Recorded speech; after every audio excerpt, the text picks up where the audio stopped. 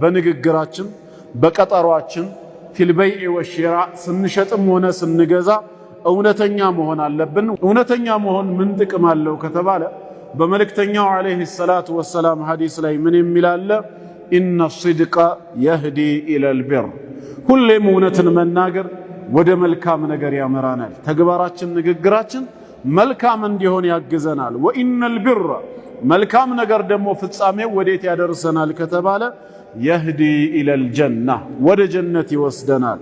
ወኢነ ረጁለ ለየስዱቅ፣ ሰውየው ሁሌም እውነትን ይናገራል። ሐታ ዩክተበ ዒንደላሂ ሲዲቃ፣ መጨረሻ ላይ ምን ሆኖ እስኪመዘገብ ድረስ አላህ ዘንድ ከእውነተኞች ተርታ እስኪመዘገብ ድረስ። ከዚህ የበለጠ ክብር የለምና ሲድቅ፣ እውነተኝነት የኛ ባህሪ ሊሆን ይገባል ማለት ነው። በንግግራችን በቀጠሯችን ፊል በይዕ ወሽራ ስንሸጥም ሆነ ስንገዛ እውነተኛ መሆን አለብን። ወፊል ሚዛህ፣ ሌላው ይቅርና ስንጫወት ስንቀልድ እንኳን ቀልዳችን የእውነት ተቃራኒ የሆነ ውሸት ሊሆን አይገባም።